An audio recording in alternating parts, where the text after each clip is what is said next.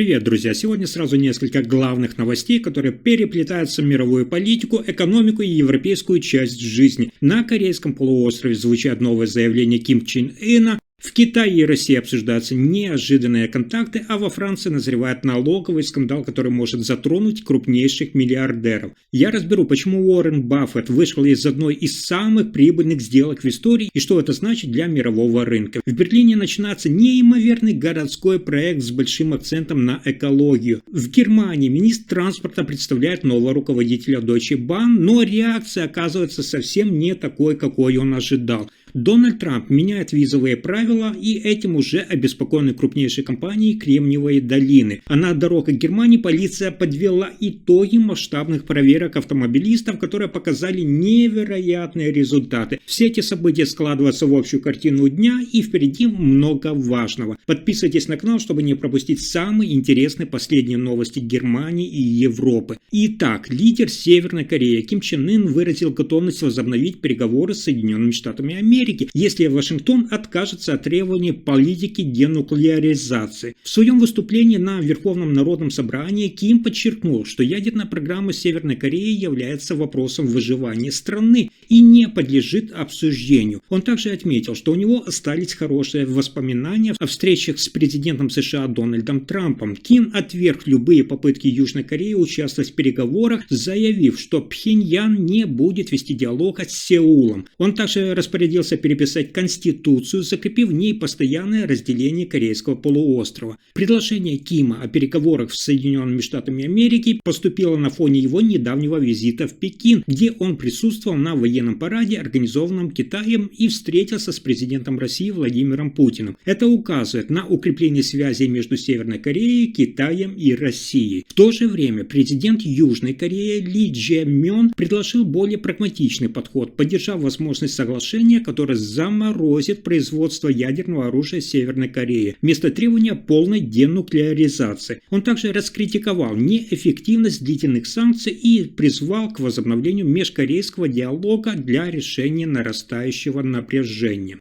А теперь еще больше интересных событий. Величайшая инвестиционная сделка в истории Уоррена Баффета завершена. Баффет продал последние акции китайского производителя электромобилей BYD. В 2008 году он приобрел 225 миллионов акций за 230 миллионов долларов. С тех пор стоимость этих акций выросла почти, внимание, на 3900%. В августе 2022 года инвестиционная компания Баффета начала сокращать свою долю в BYD. И в июне прошлого года ее участие снизилось ниже 5%, что освободило компанию от обязательства публично раскрывать дальнейшие продажи. Общая прибыль в этой инвестиции оценивается в 4,6 до 7 миллиардов евро, что делает ее одной из самых прибыльных в истории Berkshire Hathaway. Баффет не объяснил причины полного выхода из BYD, но ранее отмечал, что компания является исключительно и возглавляется исключительным человеком. Однако он добавил, что намерен найти другие возможности для вложения средств, которые ему более привлекательны.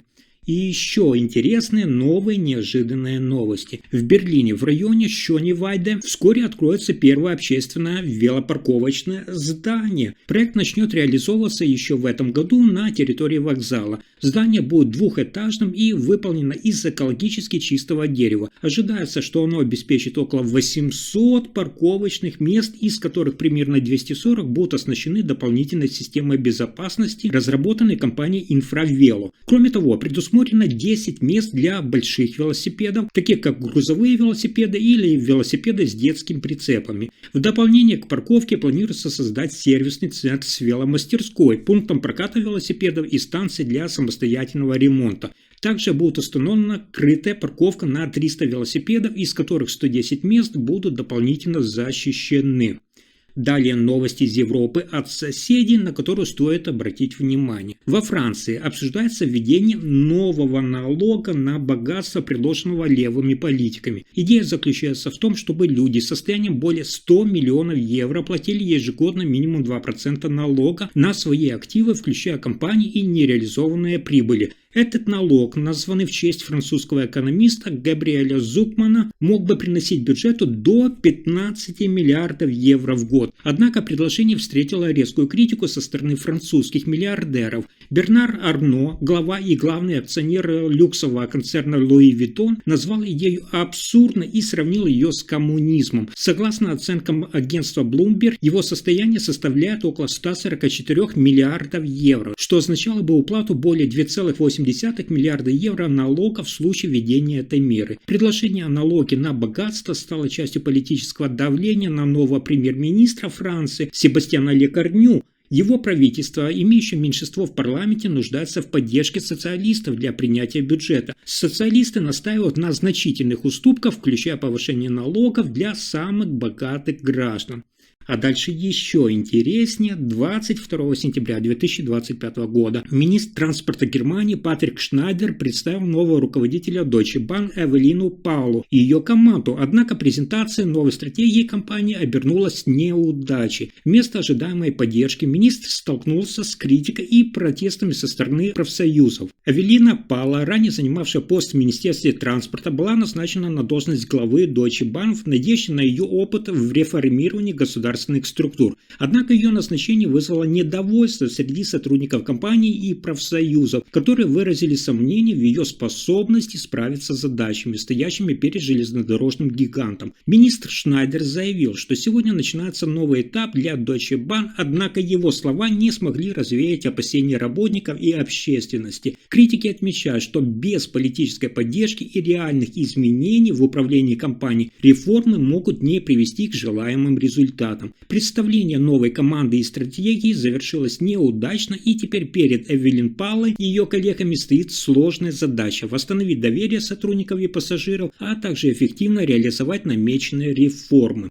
И это еще не все. Следующая новость о визовой политике Дональда Трампа в Соединенных Штатах Америки вызывает серьезное беспокойство в Кремниевой долине. В пятницу без предварительных предупреждений президент США Дональд Трамп подписал указ, согласно которому стоимость визы для высококвалифицированных специалистов, внимание, увеличивается до $100 тысяч.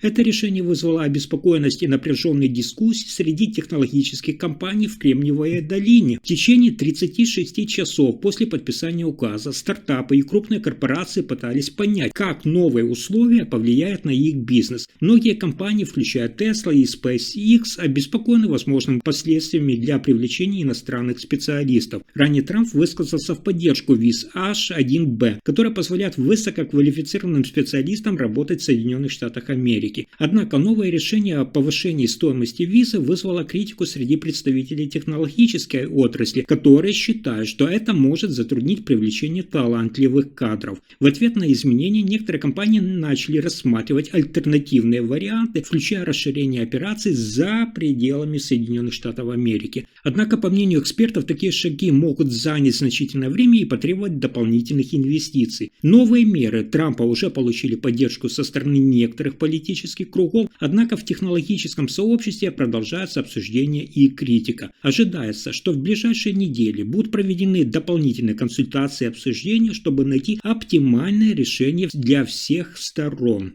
И еще одна важная новость, которая показывает реальную обстановку автомобилистов на дорогах в Германии. В Тюрингии завершилась 4-дневная акция «Дни безопасности дорожного движения Road Safety Days», в ходе которой полиция провела масштабные проверки на дорогах. В рамках этой европейской инициативы, направленной на повышение безопасности дорожного движения, было проверено, внимание, 4521 транспортное средство, включая автомобили, грузовики и двухколесный транспорт. Результаты оказались показательными. 1981 водитель нарушил скоростной режим, что составляет, внимание, почти 44% от общего числа проверенных. Кроме того, у 88 транспортных средств были выявлены технические неисправности, а 34 водителя управляли транспортом в состоянии алкогольного или наркотического воздействия. Особое внимание уделялось безопасности двухколесного транспорта. Из 902 проверенных мопедов, скутеров и мотоциклов 30 32 нарушили скоростной режим, 97 имели технические неисправности, а 85 двигались по неправильным маршрутам. Полиция напоминает водителям о необходимости соблюдать правила дорожного движения и проявлять уважение к другим участникам движения, особенно к велосипедистам и мотоциклистам. Соблюдение безопасной дистанции при обгоне и внимательность на дорогах – ключевые факторы в предотвращении дорожно-транспортного происшествия. Если информация оказалась полезной, ставьте лайк, подписывайтесь на канал и делитесь видео. Спасибо за просмотр.